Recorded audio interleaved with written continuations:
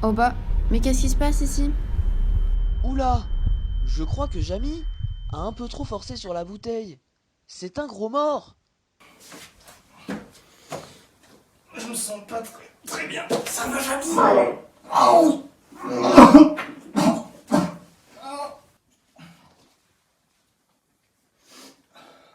Je me sens beaucoup mieux. Faut pas oublier, vomir, c'est repartir. C'est pas faux! Allons voir des professionnels de la question. Allez, en route, Marcel. Direction Sartrouville. Je comprends pas. Elle est où, Sabine? Habituellement, elle a les pieds sur terre. Eh ben, tu es où, Sabine? Ici, Jamy. Bouge pas, on arrive.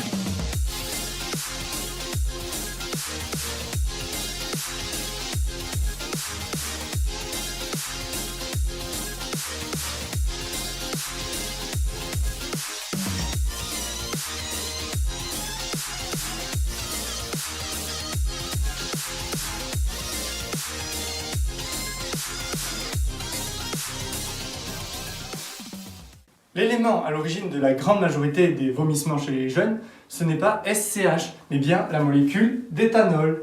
Comme nous pouvons le voir, la molécule d'éthanol est composée de 2 atomes de carbone, un atome d'oxygène et 6 atomes d'hydrogène. Cette molécule se retrouve généralement dans les vins blancs, rouges, rosés, ou alors le Cointreau, le Porto, le Rhône, la Suze, ou bien la vodka.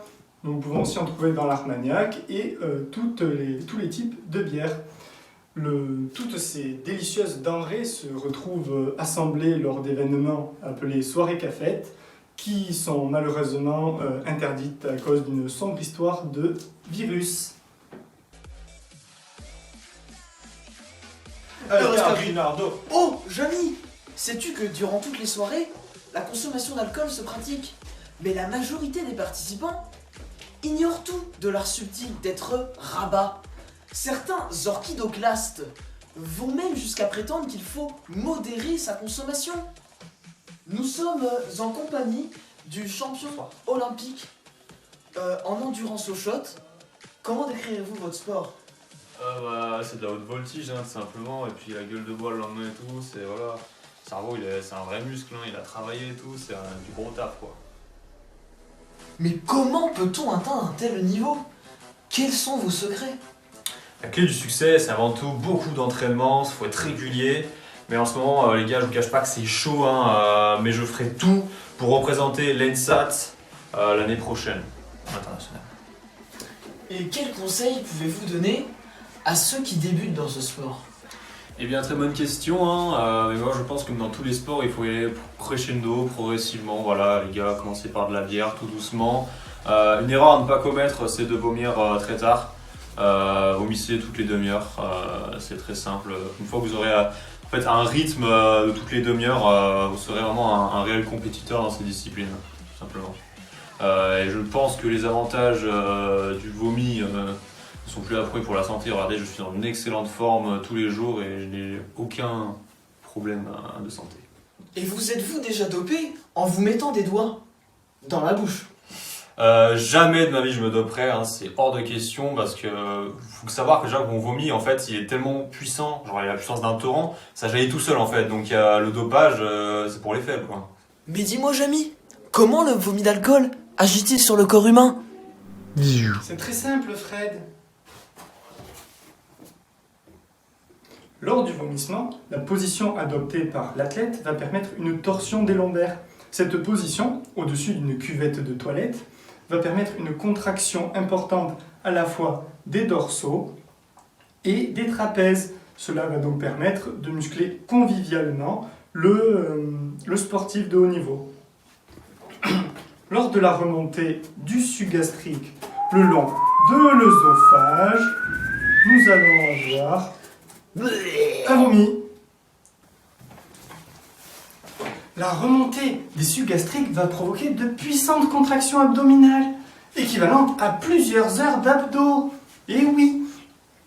De plus, les sportifs extrêmement entraînés sont capables de muscler leurs mandibules en retenant les plus gros morceaux du vomi avec leurs dents.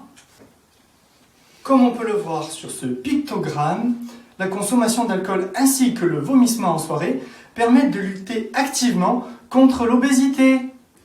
Mais si le vomissement permet de ne pas ressembler à une plante verte toute la soirée et d'être actif, le cerveau connaît lui aussi les bénéfices d'une consommation d'alcool.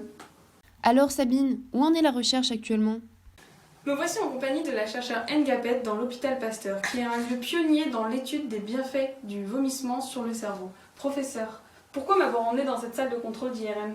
Eh bien, c'est bien simple, cette salle, elle répertorie toutes mes études depuis 10 ans, depuis que je travaille ici. Et donc, actuellement, cette étude, elle étudie la corrélation entre la taille du cerveau et la fréquence de vomissement chez les cobayes. Pouvez-vous nous en dire plus? Oui, alors là, sur cette IRM, donc vous voyez ici, on observe qu'il y a une taille du cerveau qui est 115% plus développée chez ceux qui vomissent beaucoup plutôt que ceux qui ne vomissent pas du tout. Et est-ce qu'il y a un lien avec la vie de tous les jours?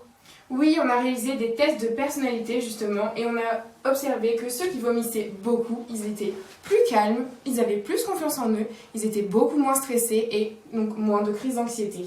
Et aussi, on a vu chez des chasseurs, et ceux qui vomissaient juste avant de partir à la chasse, ils étaient plus aptes au tir à la carabine. Oh, mais tu entends ça, Rémi? Mais je me pose une question, qu'est-ce qui se passe au niveau des synapses après avoir vomi? Excellente question, Sabine. Les chercheurs ont récemment mis en évidence la production de neurovomitocatalyse, une enzyme extrêmement importante à la fois pour le développement embryonnaire et pour la production de neurones. L'enzyme vient ensuite traverser l'entièreté de l'axone, puis passer dans la fente synaptique et atteindre le dendrite. L'axone est cette partie ressemblant à un python. L'effet hétérosis est lui aussi particulièrement puissant chez les gènes responsables de la résistance à l'alcool. Oh là là, mais qu'est-ce qu'on va pouvoir faire de tout cet alcool? Allez, Jamy! On va prendre un verre. Allez!